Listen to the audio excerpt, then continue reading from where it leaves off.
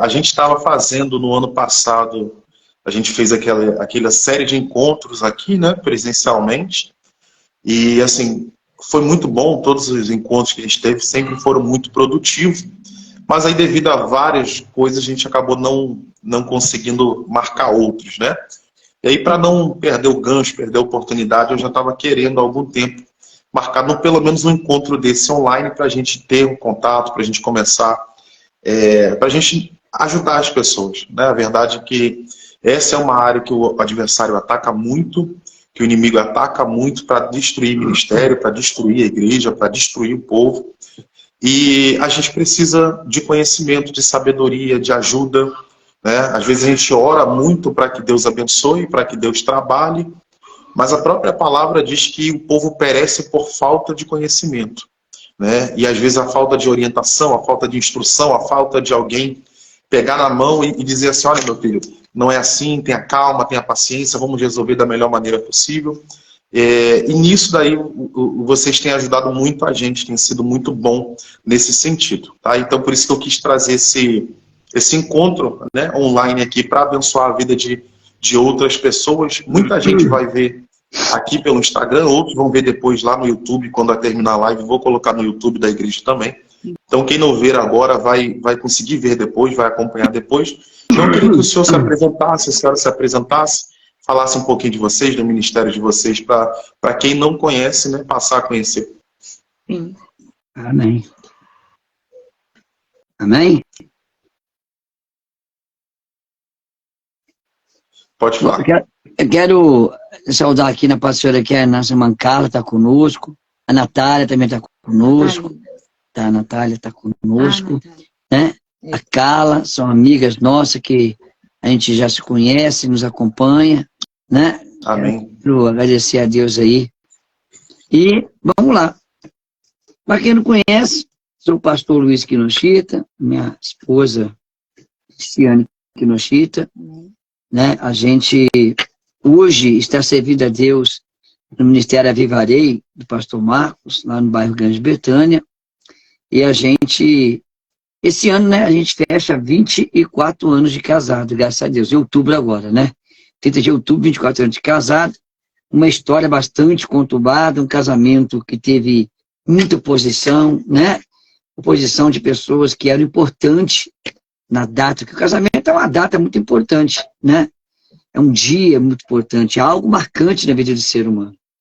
Então foi um casamento que começou a ser marcado pela oposição de pessoas que a gente, né, que principalmente minha esposa, queríamos por perto naquela data, queríamos ali conosco. Mas, enfim, nós somos unidos para um propósito. O nosso propósito, além de construir a família, gerar filhos, sermos uma família a serviço do rei, né? A gente fez missão, viajamos aí pelo Brasil por uns 10 anos, entre 8 a 10 anos, mais ou menos, não tenho ao certo. Agora estamos estabilizados em Juiz de Fora. E a nossa experiência, né, nos tem levado a falar para casais. A experiência desses anos todo de casamento, de luta, de oposição, de crises que enfrentamos, lutas financeiras assim terríveis, onde envolveu fome mesmo, né? E tudo isso, os aconselhamentos que nós demos, os casamentos que nós assistimos, que fracassaram, que deram sucesso, que obtiveram, estão juntos ainda. Enfim, tudo isso nos gerou, vou dizer assim, né? Porque casamento é uma coisa muito ímpar para cada casal. Eu acho que é difícil você, eu digo ímpar para cada casal, porque cada casal tem sua história peculiar, né? Então a gente não pode generalizar, dizer aqui que eu tenho a fórmula secreta para o, né, casamento ser blindado contra o divórcio, que temos uma técnica, né, que temos ali um algo sobrenatural, ou um ensino, um curso, que esse curso vai ser o curso dos cursos e vai conceder o que todos os casais querem, que dê certo. Não, infelizmente não funciona assim, não é verdade? E eu e minha esposa sabemos disso. bastante disso e a gente tem observado. Participamos de alguns encontros de casais, como ouvintes, né, como participantes. Percebo isso, eu quero dizer para todos, pastor, deixar bem claro, meu pastor, que aqui eu vou apresentar a nossa tese, o que nós acreditamos. Por quê? Nós acreditamos que a nossa vida como um casal, nós vivemos alguns fundamentos bíblicos que, para nós, da forma que nós entendemos, funcionou. Isso não quer dizer que tem que ser igual, todo mundo tem que seguir o que nós vivemos, pensamos, mas é um casamento que tem 24 anos, que teve tudo para dar errado, pela oposição, pela situação financeira que nós vivemos, né, pelo mundo que ela veio, pelo mundo que eu vi, pelas circunstâncias que nos uniu, e o que passamos de fome, né, por aí viajando, as necessidades e tudo, enfim, a gente adquiriu uma experiência. Coisas deram certo para nós e coisas deram errado para nós. Mas a somativa final é que estamos, glória a Deus. Hoje, com 24 anos de casado, nos sentimos melhor do que os tempos de ouro que eles falam, né? O primeiro, segundo, terceiro ano, daquele tempo de empolgação, de lua de mel. Para nós, hoje, né, minha esposa? Hoje nós vivemos essa lua de mel. Hoje nós vivemos uma recíproca, um relacionamento muito bom. A gente vivemos uma alegria no nosso relacionamento, sabe? Ele foi renovado pelas provas, ele foi avivado pelo sofrimento. O que construiu o nosso matrimônio foi ter superado as lutas que vieram sobre nossos casamentos, as seduções, as tentações, os erros da minha parte para com ela, os erros da parte dela para comigo. Sim. Somos seres humanos imperfeitos e a gente, superando tudo isso, construímos um casamento que, graças a Deus, é um modelo para muita gente e principalmente para os meus filhos. E, diga-se de partida, aqueles que apostaram que a gente não iria longe pela minha condição, pelo que eu sou, pelo que eu tenho, hoje eles olham para a gente e falam, realmente, parabéns, né? E não há mágoa assim, em relação a quem apostou que não daria certo. Tiveram suas razões, talvez eu dei as razões, né? Mas, enfim, a ideia é um bate-papo, né, pastor, sobre casamento. Porque, sabe uma coisa, pastor, não sei se o senhor já observou isso, eu estava comentando com minha esposa certa feita, e a gente vê que esses ministérios para casais cresceram uma proporção muito grande. O ministério para casal, ele tem muito, é uma das áreas que as igrejas mais investem, é o ministério para casais. Mas quando a gente vai pegar as estatísticas, vai pegar pesquisas, vai pegar, buscar entender como que está o quadro dos casamentos hoje, da mesma medida que se expandiu com intensidade o ministério para casais, é a mesma medida que tem se expandido as separações. Mas eu quero falar a nível cristão, principalmente no cristianismo. É muito comum nós vemos homens, mulheres, presbíteros, diáconos, pastores, etc. No segundo, no terceiro, no quarto, conheci pastores, mais de um, que já estão no quarto ou no quinto casamento. Então, à medida que o ministério para casais tem crescido, tem se investido nisso, não sei se o senhor também já percebeu isso, as estatísticas estão mostrando que as separações estão em alta. Vamos dizer assim, vamos falar no termo, a gente é tudo humilde, né?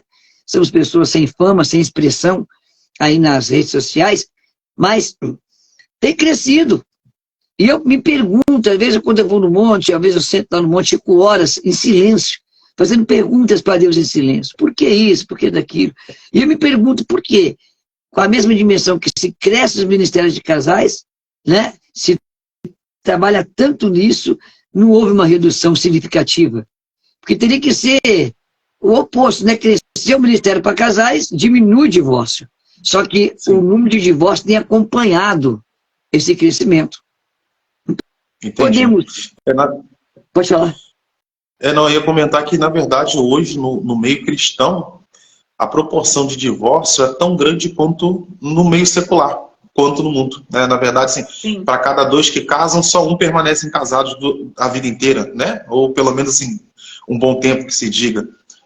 E, infelizmente, dentro da igreja é o que o senhor falou, é a mesma proporção de lá de fora, entendeu? É a mesma proporção.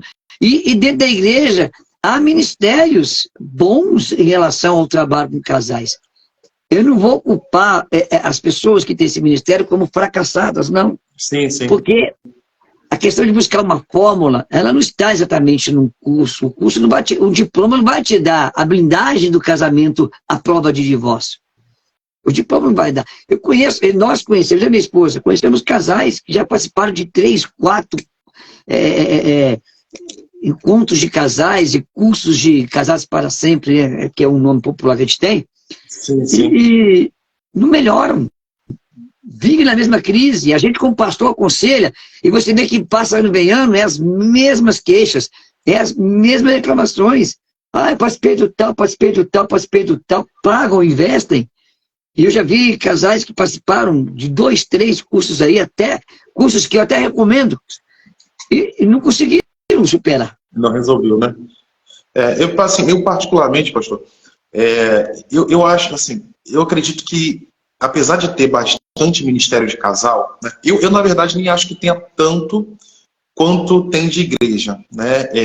Eu falo assim, pela experiência que eu tenho à frente do ministério, eu conheço trabalhos de casais, de fato, mas eu acho que não tem, na mesma medida, nem todas as igrejas fazem, ou pelo menos não fazem com tanta frequência como deveria. Eu acho que talvez seja um problema. Porque assim, a gente tem encontros, né? Como foi o nosso caso, ano passado a gente teve vários encontros. Mas eu penso que talvez o acompanhamento seja necessário. Porque uma coisa é eu fazer um encontro de 6 em 6 meses. Nesse encontro eu boto 20, 30, 40 casais, a gente fala por 1 ou 2 horas, mas o senhor e a senhora podem me confirmar. Isso não vai ser suficiente, por mais que a gente ensine naquele tempo, não vai ser suficiente para sanar todas as dúvidas, tratar todas as questões. Vocês já acompanharam vários casais. Certeza. Isso, então, vocês já acompanharam vários casais aí que precisaram provavelmente de meses, né, de acompanhamento, de conversa, de ajuda.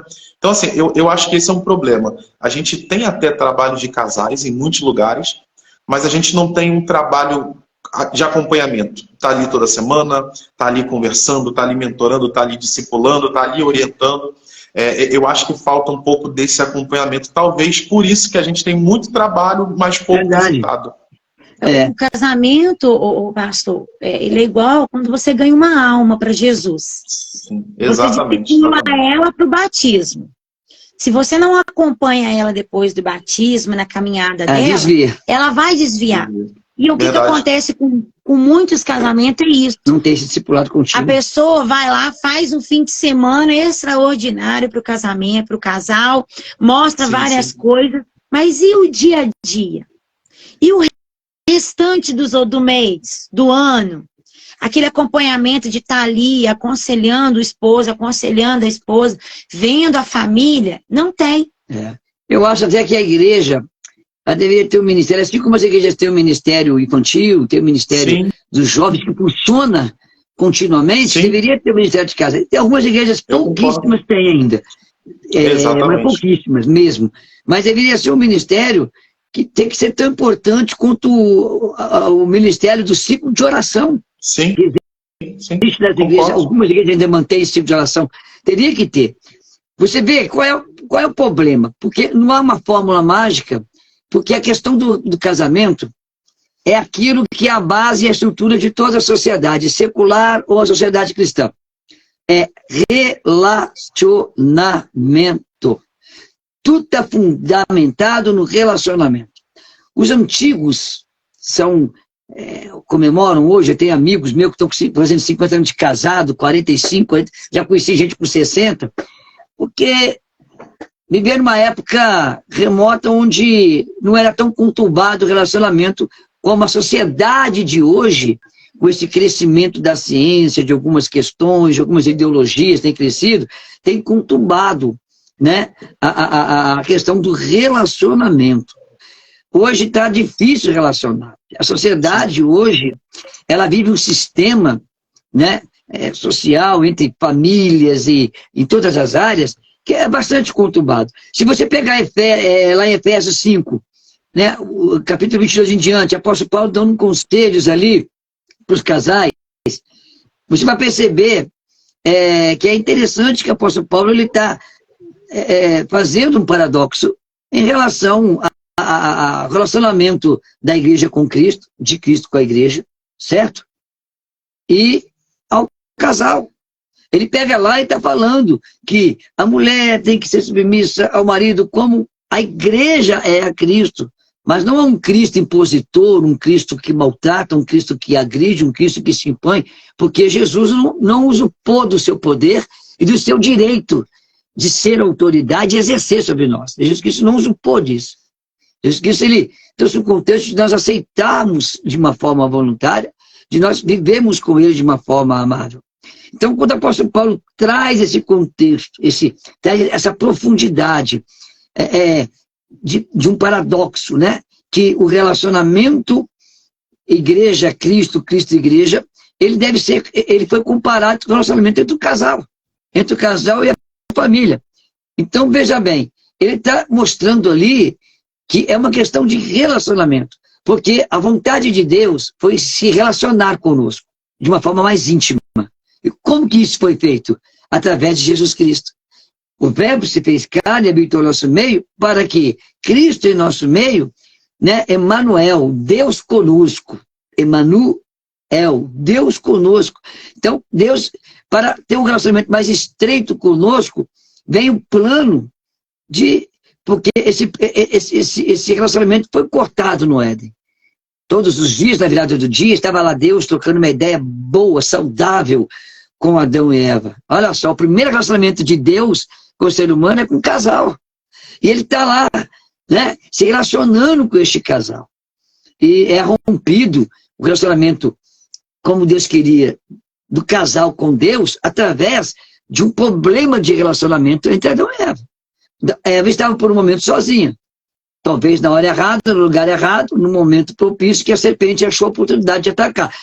Quem sabe, vamos conjecturar, a serpente já estava dias esperando a oportunidade para tal episódio.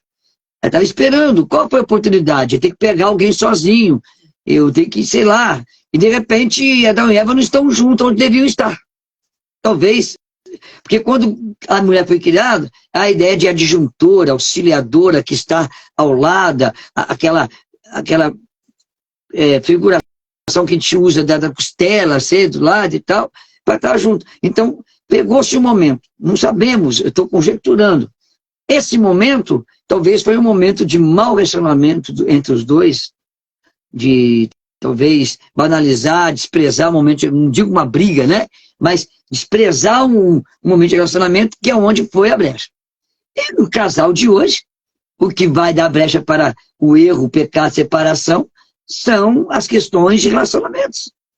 É uma questão de um erro puxar o outro erro, que puxa o outro erro, que puxa o outro erro, que vai abrindo portas negativas na nossa vida. Então, quando eu vejo Cristo, a igreja, marido e mulher, são dois paradoxos.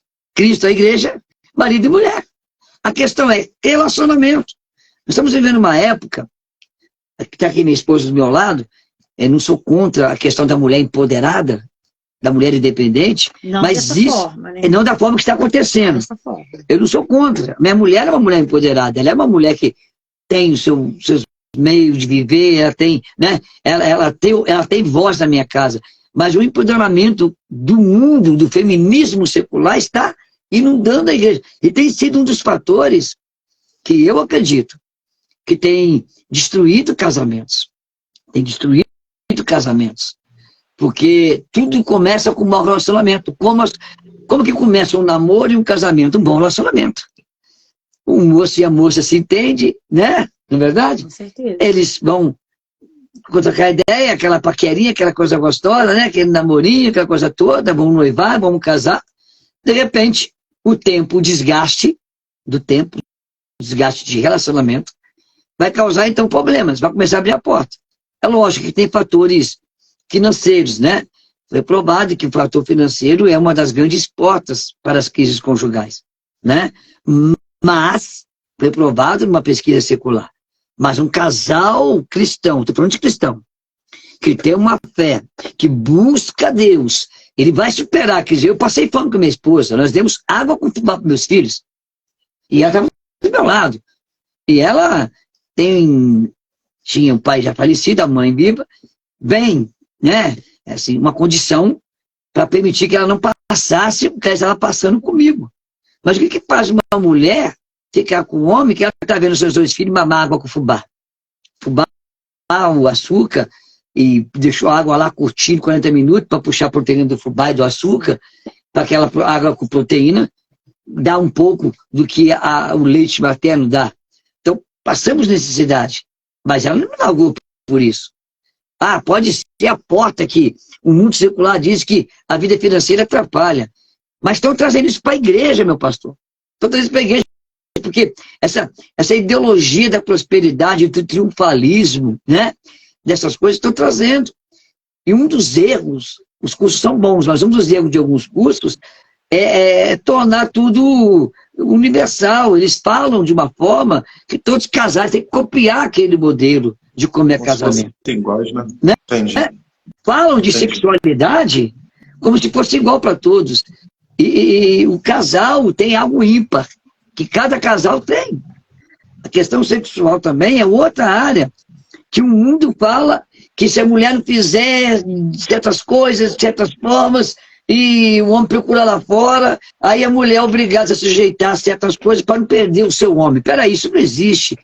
No cristianismo, nós temos que entender que é diferente. Nós estamos falando do contexto cristão.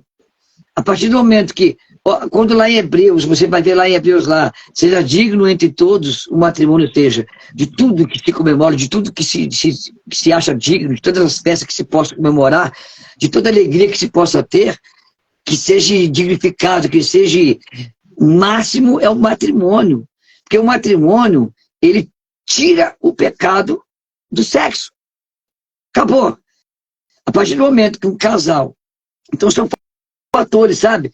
Está em harmonia, sexualmente, em harmonia, plenitude, na recíproca, sabendo lidar, viver com as boas, más fases, com gozo de etc e tal, acabou.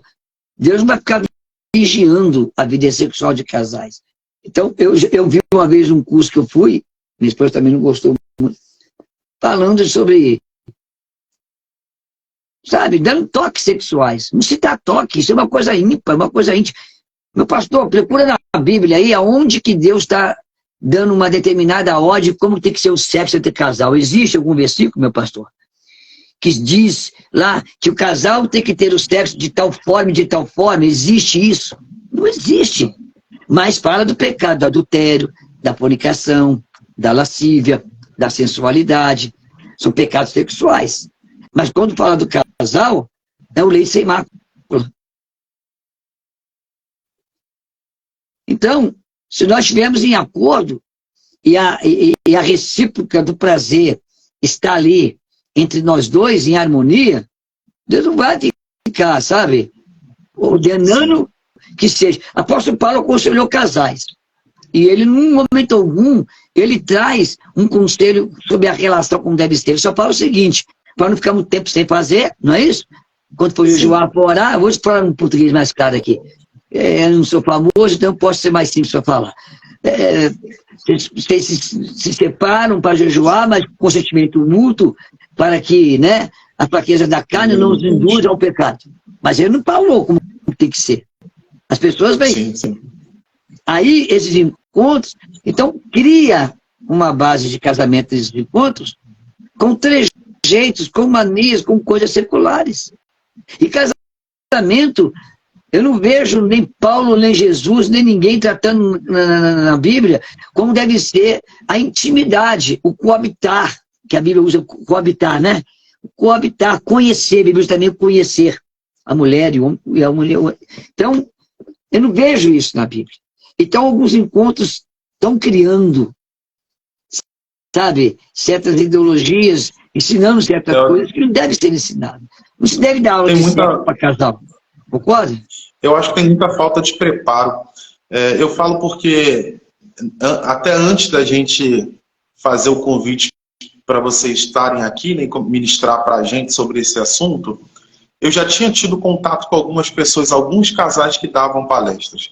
E assim, aí eu vi que realmente tem uma falta de preparo muito grande. Não só de experiência, de maturidade, mas uma falta de preparo muito grande. Talvez tinham até alguma experiência, né? Nenhum deles tinham tanto tempo de casado como vocês têm.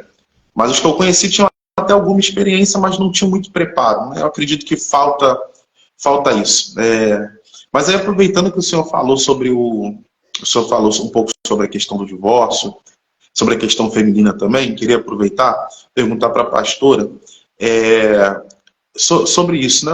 A gente estava falando dessa comparação entre o divórcio dentro do meio cristão e no meio secular.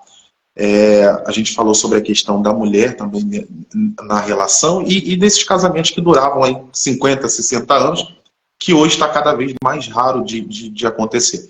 Eu queria assim, ouvir da pastora, né, assim, do lado feminino dessa história, o que a senhora acha, por que a senhora acha que tem acontecido tanto isso no meio cristão, o que mudou tanto na nossa mentalidade? Eu digo principalmente pelo lado da mulher, não estou dizendo que a culpa do divórcio seja da mulher, não, mas por que hoje tantas mulheres têm se recusado a permanecer com uma mesma pessoa? O que a senhora vê de tudo isso que tem acontecido? Pastor, eu falo muito que as mulheres de hoje não sabem o que é mulher empoderada. Muitas. Elas veem um empoderamento a qual elas vão ser maiores do que seu esposo, né? Então, o mundo lá fora está mostrando que elas podem fazer isso. Só que as mulheres evangélicas, elas esquecem das ordenâncias bíblicas. Elas querem sair para trabalhar, não que seja errado, pastor, mas eu acho que tem que haver um consentimento. Porque eu já fiz isso, eu já saí para trabalhar e as crianças ficaram com meu esposo e eu vi que nós, mulheres, perdemos um pedaço da vida dos nossos filhos. Por quê? Por o bel prazer de achar que elas podem fazer tudo e podem ter o seu salário. Mas o que adianta você ganhar dinheiro e perder os filhos, perder um casamento? Você perde uma intimidade com Deus, porque o seu tempo fica reduzido para a igreja, ele fica maior para o emprego, maior para as suas conquistas e pouco para aquilo que Deus te chamou.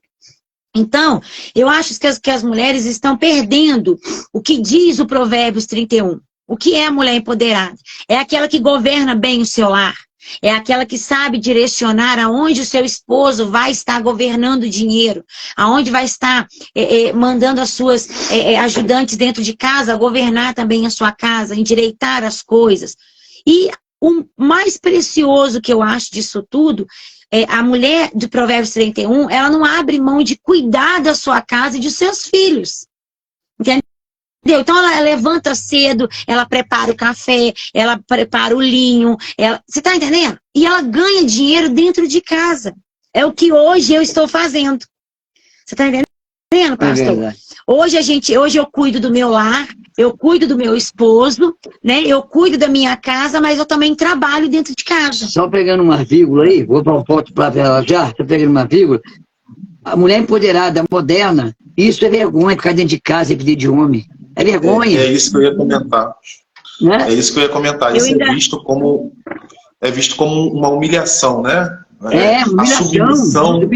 A submissão está sendo vista como uma humilhação. Quando, na verdade, é só uma questão de hierarquia, de liderança, mas não de que um seja maior, mais importante do que o outro. Pelo contrário. Tanto que a Bíblia coloca a mulher como a cabeça da casa, responsável.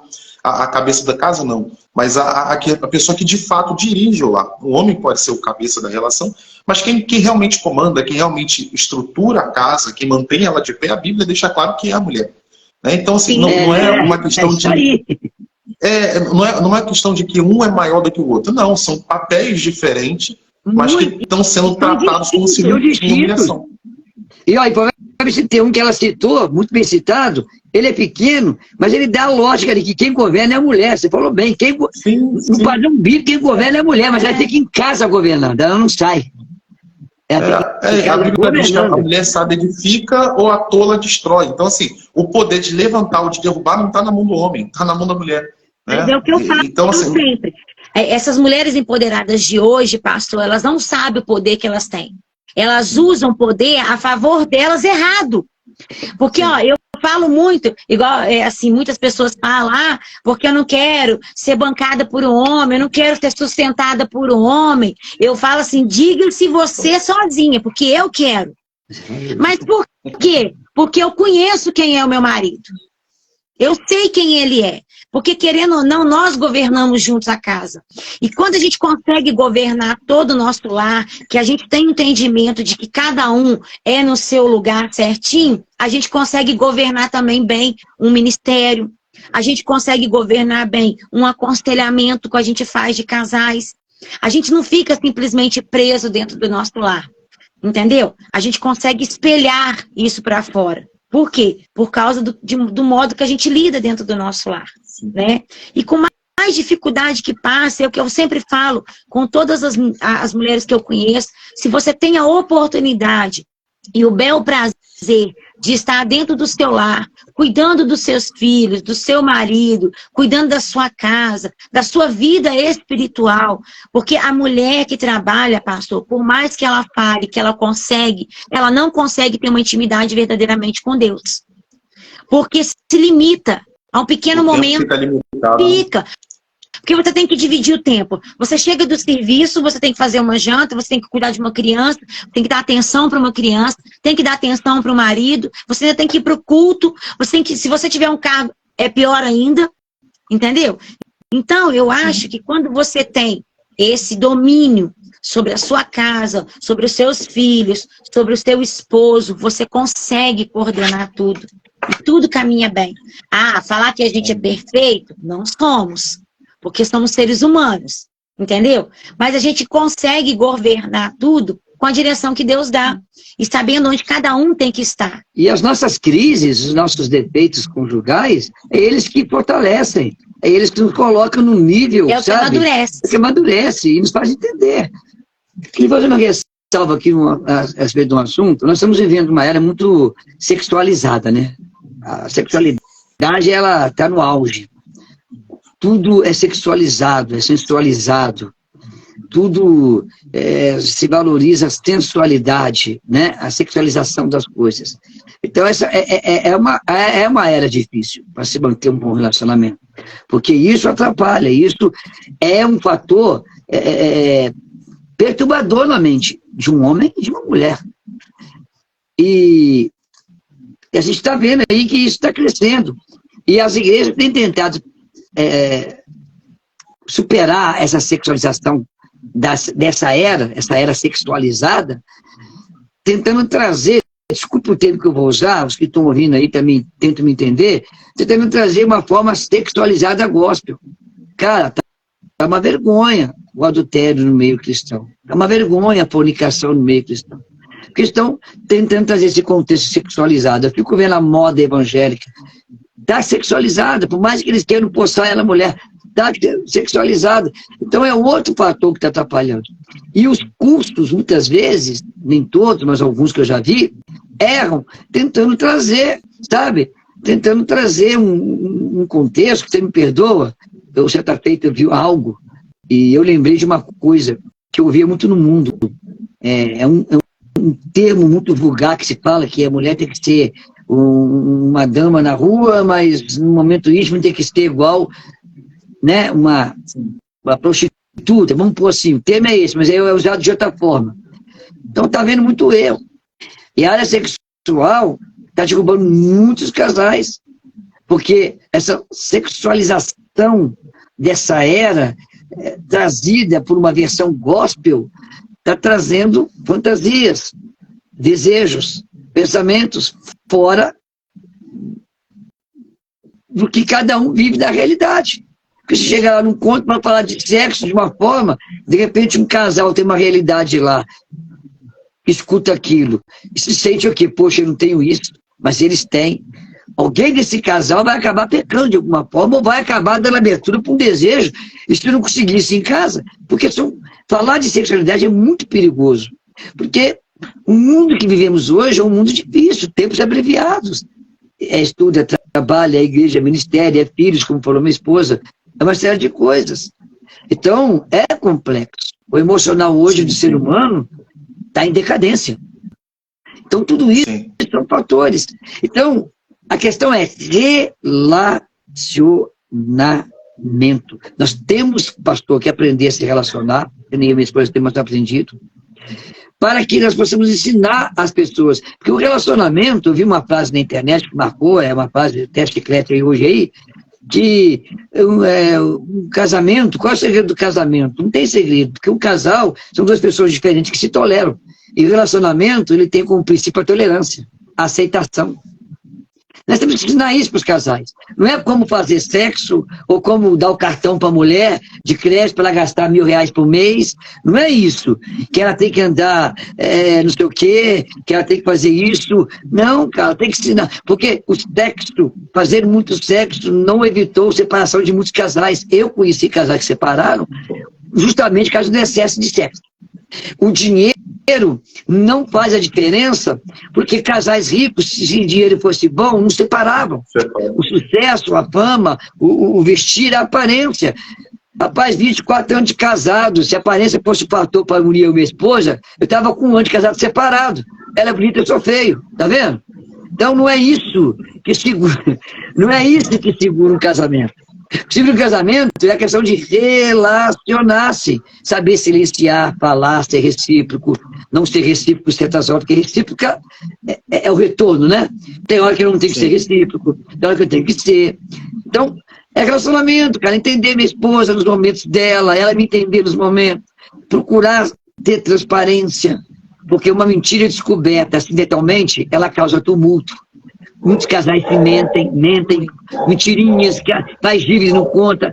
Então, são mentirinhas que às vezes são descobertas no momento inoportuno, que não era para descobrir, mas descobre na hora errada e vira o quê? Uma briga. Então, o relacionamento, cara, é o que nós temos que investir para casais. Vamos investir na questão, porque o relacionamento fala de caráter, fala de personalidade. Quando eu tenho personalidade, que eu tenho caráter formado por Deus, sou cheio do Espírito, eu vou ter aquele jogo de relacionamento. Eu vou conseguir me relacionar, me privar de algumas coisas para que eu não machuque ela e vice-versa, né?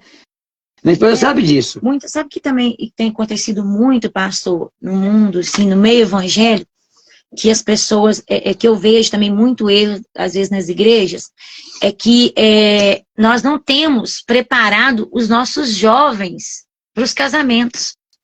Exatamente. Temos muito construídos jovens baseado, muitas das vezes, eu vejo, né? Ah, não deu certo, casou, separa. E não é assim. Eu falo muito aqui em casa, falo com os meus filhos, com alguns que eu conheço. Gente, casamento é pro resto da vida. Casamento é um ato que você faz uma vez só. Você não tem que ficar, eu vou... Você não tá, isso não é um carro, você não está fazendo um test drive. Você chega lá, eu vou sair com esse carro, se eu não gostar eu devolvo. Não Exatamente. Casamento, você tem que... você sabendo ou não o que é o casamento, é uma vez só. Eu casei, pastor, sem saber nada de casamento. Nada. Eu fui aprendendo com o tempo. Entendeu? Só que hoje, no tempo de hoje, você para ver essa mocidade não se prepara nem para escolher uma faculdade. Quem dirá para um casamento? Então eu acho também que assim, a gente lidar com os que já são casados também é uma forma da gente conseguir manter o casamento. Mas temos também que preparar os nossos jovens para o casamento. Entendeu? Porque eles casam com uma ilusão que casamento é um mar de rosa. É uma coisa maravilhosa. Entendeu? Que é no caso que o pastor falou. Que muitas das vezes é pela vida sexual. E não é pelo companheirismo. Sim. Eu ia questionar justamente isso. Na verdade, se a gente não tem um preparo, da mesma forma que a gente não está trabalhando tão bem assim com os casais, né? Menos ainda com os solteiros. Sim. Menos ainda. Né? Porque na verdade, a hora de você ensinar seria agora. Seria você pegar, orientar, sentar, conversar sobre tudo isso para a pessoa ter um direcionamento maduro, um direcionamento de Deus para a vida dela, sim, justamente para evitar certos tipos de conflito, né? E, na verdade, como a senhora falou, a senhora casou despreparada, assim como 99% das pessoas, Sim. sem saber, assim, ninguém, provavelmente nenhum de nós foi orientado assim, olha, senta e conversa sobre dinheiro, senta e conversa sobre a vida de vocês, senta e conversa sobre o projeto de vocês, porque às vezes um quer ir para a direita, outro para a esquerda, e quando chegar lá, depois de estar casado, que vão descobrir isso. Então, assim, ninguém teve, a maioria de nós não teve esse tipo de orientação, né? Mas é onde a gente consegue evitar. Porque trabalhar com casal é apagar o incêndio. Mas se a gente trabalhar com solteiro, a gente consegue evitar justamente esse tipo de coisa. Né? Com certeza. Olha, a questão dos jovens que ela falou, e hoje estamos vivendo uma era de jovens, os jovens hoje têm essa ferramenta de internet, de jogos, de entretenimento virtual, através desses veículos, desses aplicativos de entretenimento, de comunicação, e que está deixando os jovens mais despreparados do que antes em relação ao casamento. Porque o relacionamento do casamento é um dia a dia ali, ó. É o dia a dia. Passeio não faz relacionamento. O que faz relacionamento, passeio é bom. Ele é um complemento do casamento. Mas o relacionamento, porque você pode passear, eu vi casais vindo de um passeio lindo, maravilhoso, e bater o pé dentro de casa e brigar e no outro dia me procurar. Passeei, gastei, e vários, não vários. Passeei, gastei, porque o dia a dia do casal tem uma rotina que não tem como quebrar. É nessa rotina que você tem que saber se relacionar. E os jovens de hoje não se relacionam.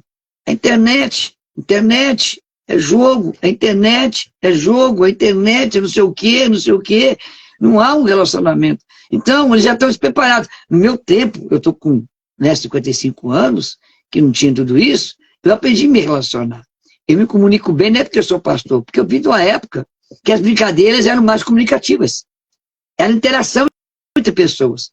Então, isso me fez ter essa coisa de me relacionar bem, apesar de não ter um grau de estudo, não ter cursos aí e tal, mas foi o dia a dia. Hoje, não. Os nossos jovens não estão prontos para o relacionamento. Por quê? Porque, além da imaturidade de outros fatores, nós temos essa internet, que é um veículo de bênção, mas pode ser um veículo de maldição. E nossos jovens não sabem se relacionar, são devagar.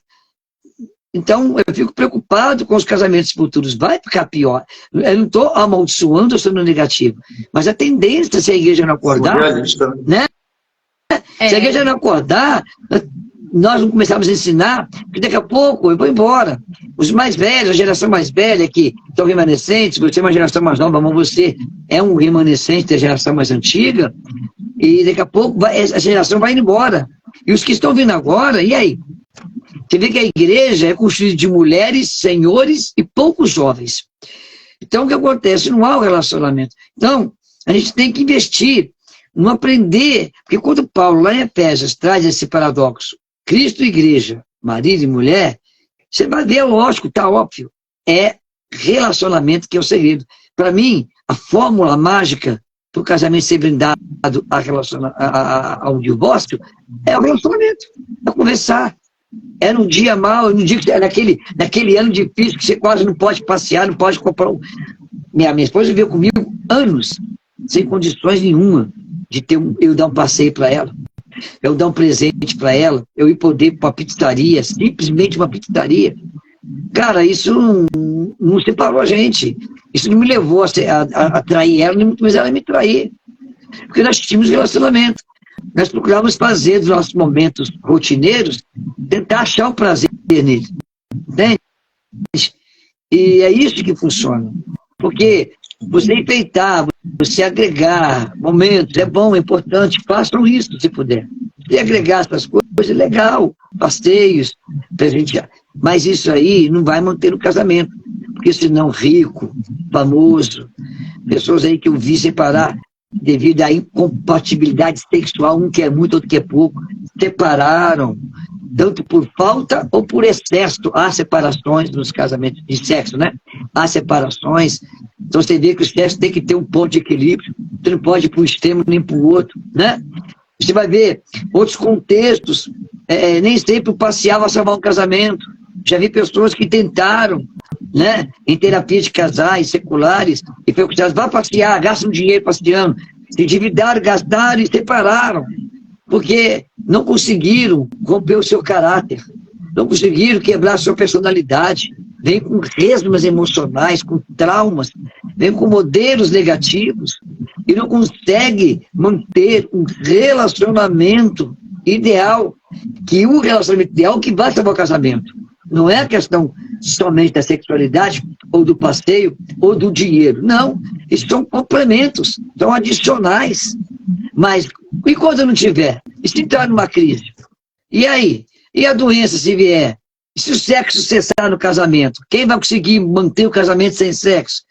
Então, se você basear em sexo, casamento, dinheiro, passeio, vai ter uma hora que vai ter um germão, não vai? E aí, como que fica? Não é verdade, ô pastor? É um pensamento que eu tenho. Vamos investir... Pastor. Oi.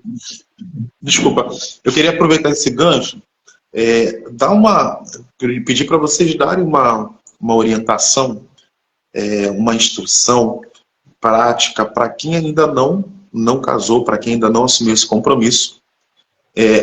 O que ele tem que pensar, qual que tem que ser a preocupação dela, qual que tem que ser a prioridade dela agora, o que ele tem que buscar ou ela tem que buscar numa pessoa antes de se comprometer, antes de dar o sim, né? Antes de assumir um casamento. O que essa pessoa precisa ver nesse relacionamento, buscar nesse relacionamento justamente para evitar que esses problemas aconteçam depois? Olha, boa pergunta. Há muitos aconselhamentos que todos são válidos. Por exemplo, se prepara financeiramente. O que você vai dar para sua esposa? Para muito fome, né? Como que você vai sustentar sua esposa, pôr filhos no mundo? Mas isso tudo são bons conselhos. Eu acho que a pessoa tem que se preparar financeiramente, tem que ter condições de ter uma casa, beleza, tem que ter tudo isso. Mas como isso está provado aí pelos fatos, que contra fatos não tem como contra-argumentar, que o número de divórcio no nosso meio cristão, ele é assustador em todos os aspectos e idades. Eu acho que a primeira questão, eu hoje, quando eu olho para meu filho e para minha filha, eu falo muito com eles, amadurece o intelecto, amadurece a sua personalidade, sai da infantilidade antes de se relacionar. E se for namorar, procure aprender com a parceira que você está namorando, que quer casar, a relacionar-se, a amadurecer. Eu acho que o jovem hoje tem que buscar uma identidade própria, porque tem muitos jovens, muitas pessoas que casam e trazem a identidade da sua antiga família, do seu pai, da sua mãe, trazem aquilo para cá. Aí vem a esposa querendo trazer as coisas quando ela é solteira com os pais. O esposo vai trazer as coisas quando é solteiro com os pais. Mas não criam uma identidade. Eles não criam uma personalidade, porque são imaturos. Os pais de hoje estão errando muito na questão de colocar maturidade nos seus filhos, torná-los mais maduros, prontos a confrontos.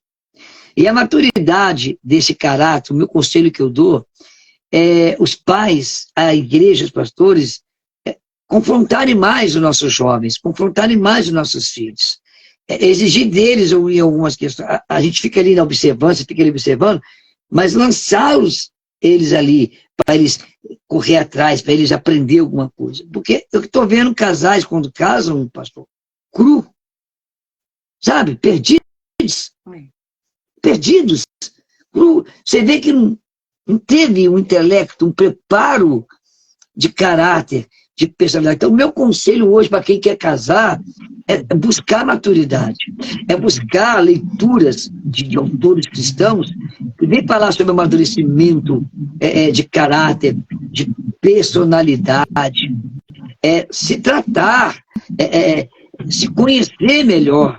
Porque como eu vou conhecer alguém se eu não me conheço? Como que eu vou querer fazer o bem para alguém, amar a minha esposa, que eu mesmo nem me conheço? Se eu mesmo sou uma caixinha de surpresa, está tão bonito hoje falar que é bipolar, é tão normal, fala o que eu estou falando.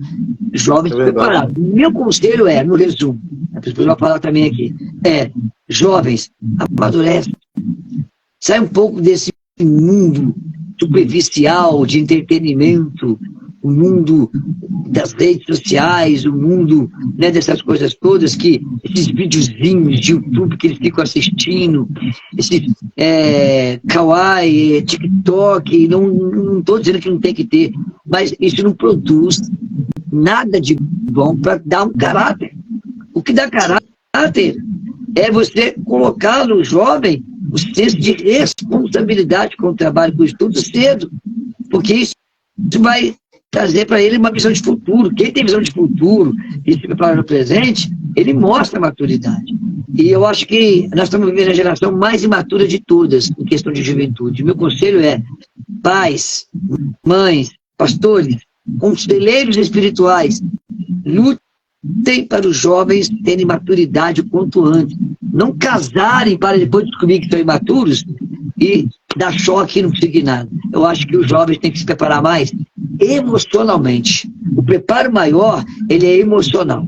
É o preparo que vai falar do caráter, da personalidade moldada, transformada e torná-lo apto para a vida a dois, que não é brinquedo, não. Pode falar. Pastor, o que a senhora me diz? Até porque, como o pastor falou, né? Amadurecimento a gente tem que ter antes de casar. Porque quando você casa, você enfrenta um outro mundo. Não é mais o mundo do seu pai, da sua mãe, que paga suas contas, que você não tem problema com comprar comida, com cuidar de casa. É uma responsabilidade muito grande. Eu falo muito com meu filho também mais velho aqui em casa, com ele. Falo com ele: meu filho, é uma responsabilidade muito grande você tirar uma menina de uma casa, entendeu? E você não conseguir dar a ela nem o mesmo nível que ela tem lá. No mínimo, né? É o mínimo que ela tem na casa dela, é o que ela tem que ter com você. Então, não crie essa mentalidade que você vai casar ou vai se relacionar com uma pessoa e não vai querer isso, porque vai. Porque quando você sai da casa dos seus pais e você vai ficar com o seu esposo, não é o seu pai e sua mãe que vai te acudir, quem tem que te acudir é o seu esposo. Então, esse é amadurecimento de entendimento. Uma coisa que eu tive quando eu casei com meu esposo, pastor, é que todos os problemas que a gente passava, a minha família não ficava sabendo. Isso aí foi uma marca positiva dela, logo no início. Minha mãe não ficava sabendo de problema que eu tive com ele. Minha mãe nunca ficou sabendo de problemas que a gente teve, a ponto da gente quase se separar. Ninguém ficou sabendo. Por quê? Porque, literalmente, quando eu casei, eu me emancipei. Era eu, meu marido e minha casa. Entendeu? Só que os jovens de hoje, pastor, é o que eu falei com o senhor, que a gente não preparar eles, não é para uma vida a dois só, não. É para uma vida a qual eles vão abrir mão do lar dele de pai e mãe e vão viver um só. E a qual esses dois vão estar ali dentro, eles que têm que tomar as decisões.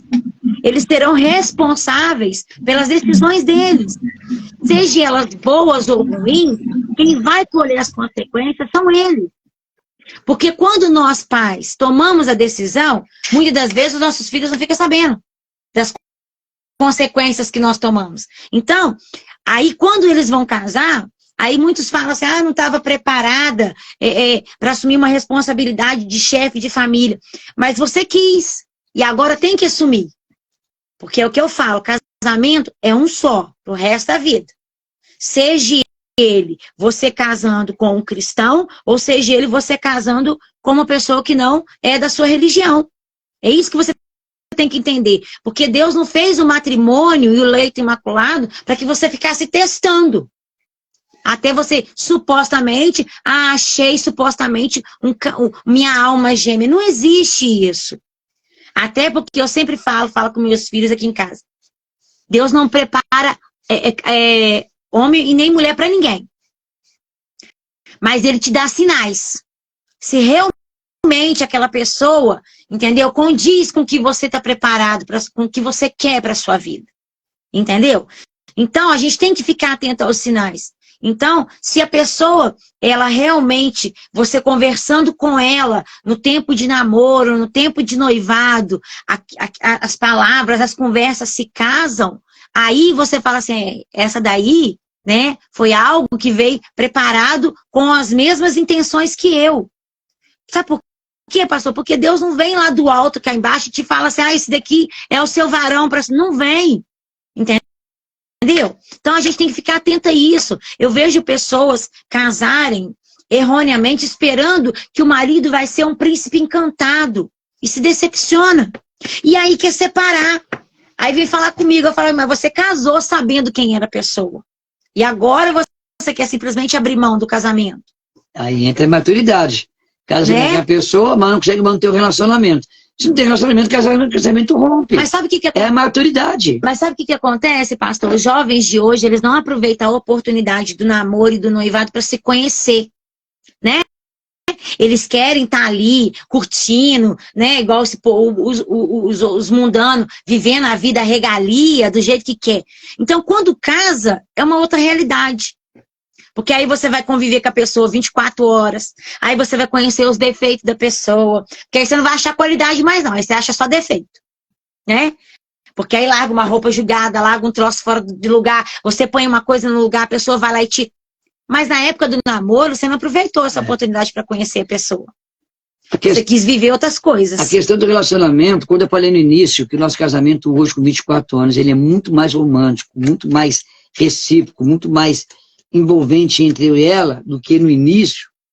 Eu vivo hoje, nos meus últimos anos agora, apesar das crises que nós passamos, uma fase maravilhosa. Mas por quê? A maturidade nos capacitou a nos relacionar de tal forma que a gente se conhecemos e os problemas que nós enfrentamos foi superado pelo poder do relacionamento, irmão. Tudo é relacionamento. Então, maturidade é um fator primordial para se relacionar bem. O imaturo, a pessoa não curada, a pessoa cheia de traumas e feridas da alma, são pessoas que não se relacionam, nem com a sociedade, nem na escola, nem no casamento. Tem gente que é antissocial lá fora, que não gosta de viver, mas também é social dentro de casa, vive um relacionamento conturbado, por falta de relacionamento. Tudo é relacionamento. O recado que eu deixo para os que nos assistiram, que vão assistir, e que a gente aprendeu, é relacionar-se, é conversar.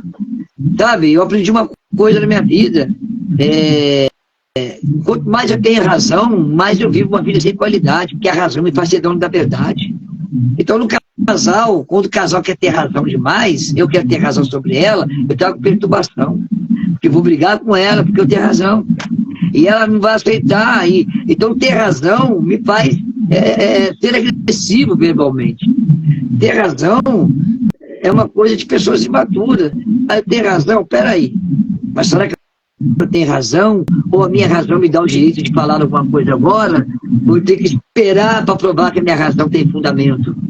Porque a gente fica perturbado com questões quando a gente tem razão. Nós tem vezes que eu tenho razão. E no casamento isso acontece também. Mas quando eu sei me relacionar, eu vou esperar a hora de ter razão. E aí minha esposa vai entender a minha razão. E vice-versa.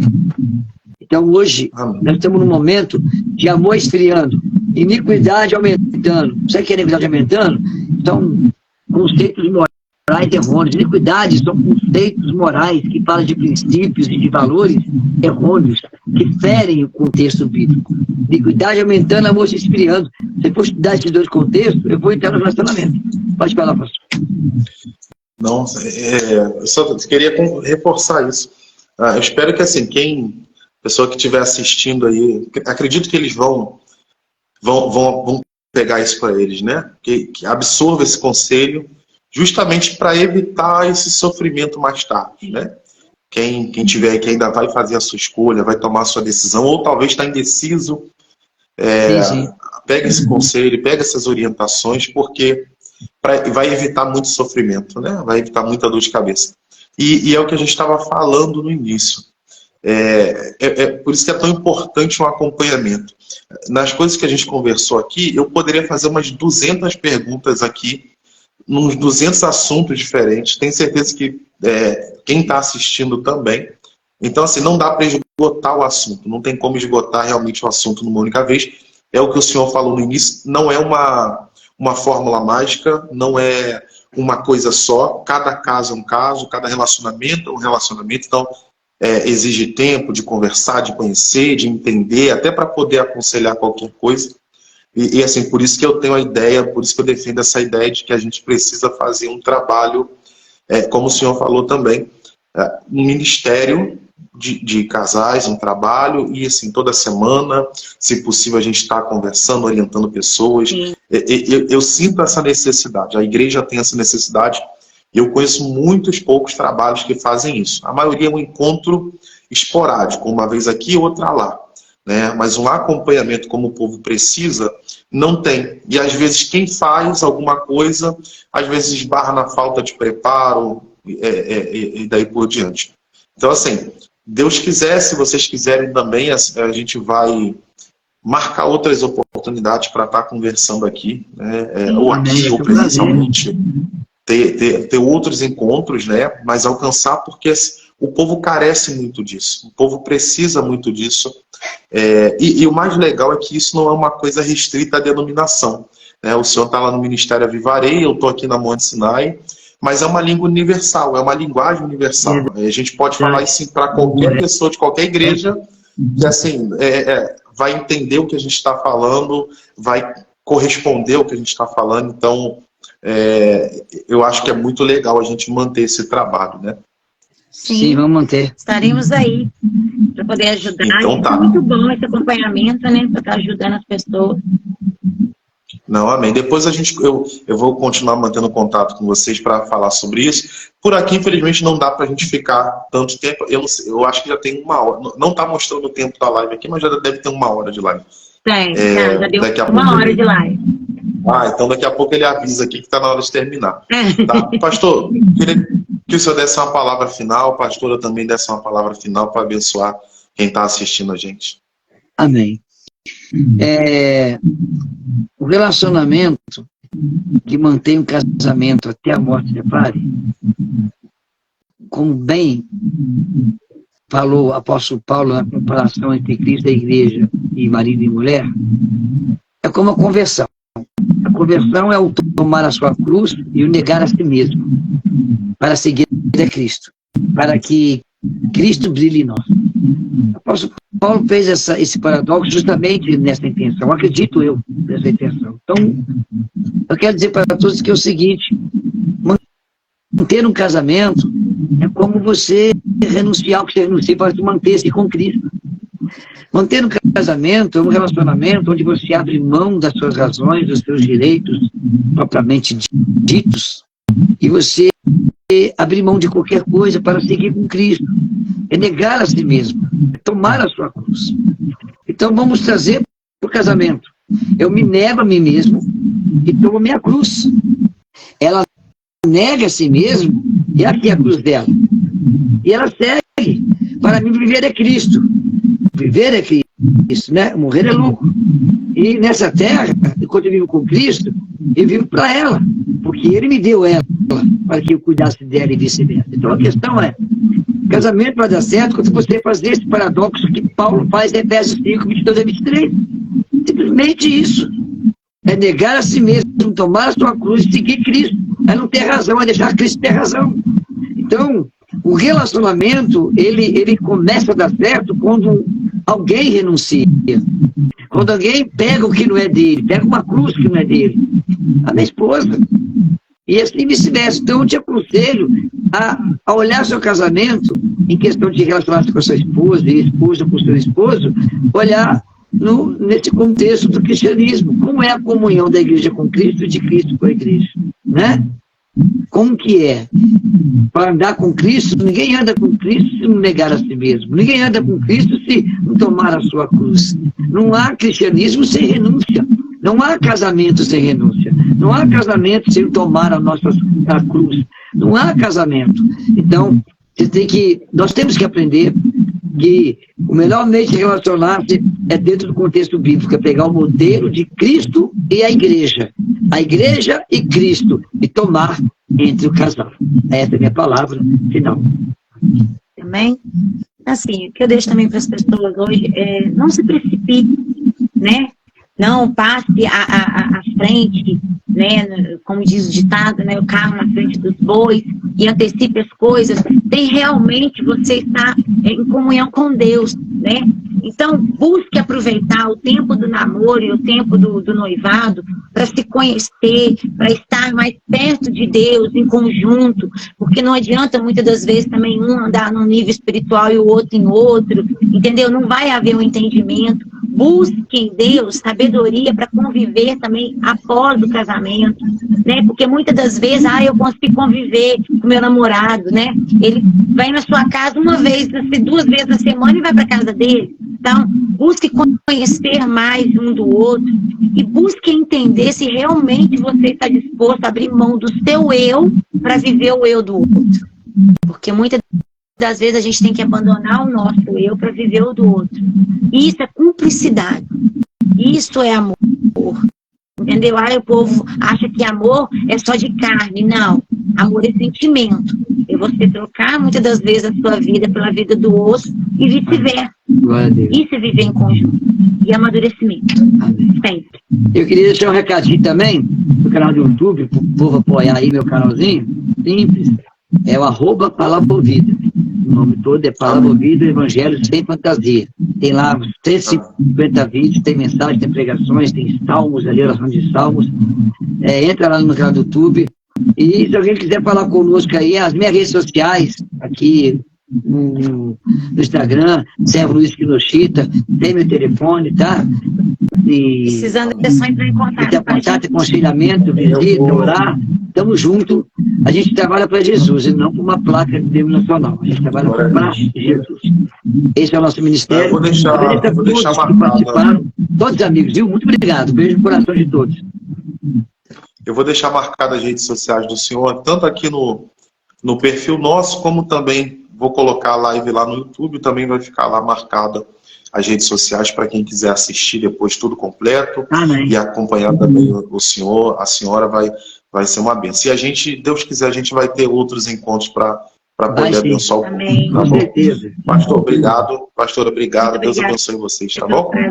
Amém. Deus abençoe. A paz de Jesus, tá? Tchau, Vitória. Glória a Deus. Um abraço, um beijo a todos. Muito obrigado a todos, viu? Deus abençoe vocês. Tchau.